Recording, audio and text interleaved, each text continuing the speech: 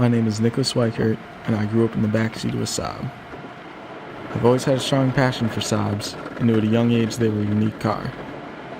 My father worked his way up through the company for 30 years, and my mother is alive today because of her Saab. Saab went bankrupt the year I graduated high school. However, talk of a rebirth has caught my attention. After hearing this news, I became interested in why myself and others felt so strongly for the car and what it is that makes Saab unique.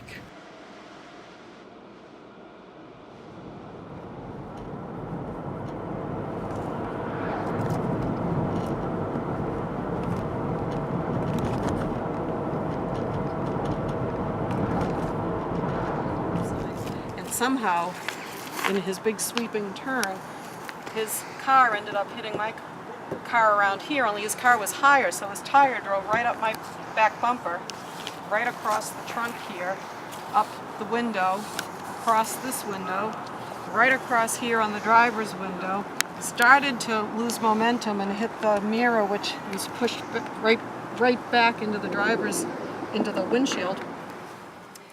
A lot of times when you collide with a moose, it's devastating because it hits very high up here, it crushes the A-pillars, and the moose comes actually into the car. So Saab made it so these A-pillars will withstand a collision with a moose. I started ice racing for Howard Stetson when I was working for him on South Pond in Warren, Maine one time, when a guy ahead of me had run out of gas and pretty much blocked the track off.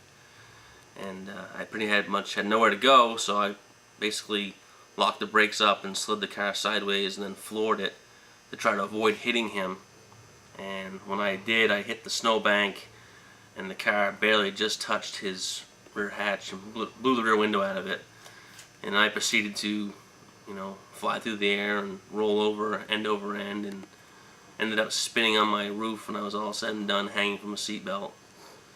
And pretty much had no injuries except for a few cuts from glass. And we rolled the car back over and I drove it back to the service area and we fixed it up, and I ended up racing it again eventually. I used to have the hood emblem that said Saab Scandi with a griffin in it. I used to have that tattooed right here. I don't know that. And they covered it.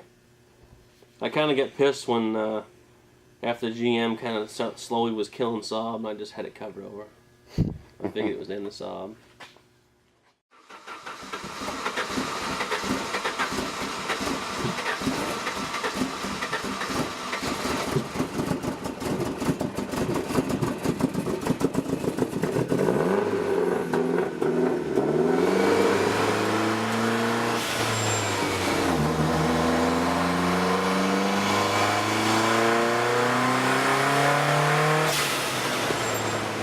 To me, the most extraordinary aspect of Saab and the way they approached safety was that in their naivete, they refused to patent many of their safety innovations because they felt they were so important that everybody should do them. And from a business point of view, that's insane. But again, Saab wasn't General Motors or Ford. Saab viewed the world differently. They viewed the products differently. They viewed the owners of their products differently. And I think that speaks to the kind of character that the company had. Absolutely. Saab definitely pioneered a lot of big innovations.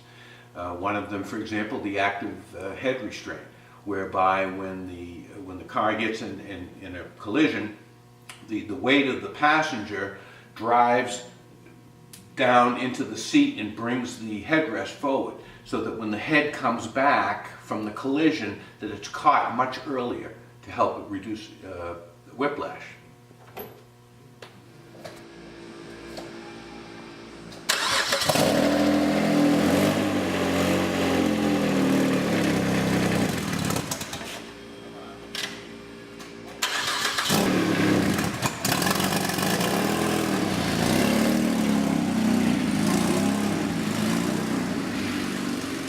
here at Charles River Saab, when they moved our facility here, I asked Ray if he'd put a lift in over here, which he did, and he wanted to know why. I said, because I want to sell used parts.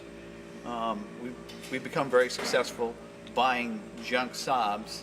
We bring them in here, put them on a lift, strip them down, sell used parts. You know, our whole goal is actually to save people money so they can keep their Saabs on the road. Because the longer they keep the Saabs on the road, the longer we're in business. You know, it benefits everybody. I'm hoping 3 to 5 years. You know, it's hard to judge. As long as the business is there, I'm going to keep doing it. You know, until they close the doors and kick me out the door, I'm going to be here.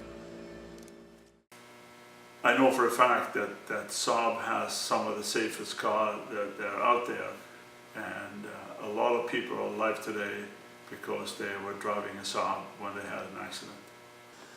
And customers that I've had here, I guess, that have definitely the car saved their lives.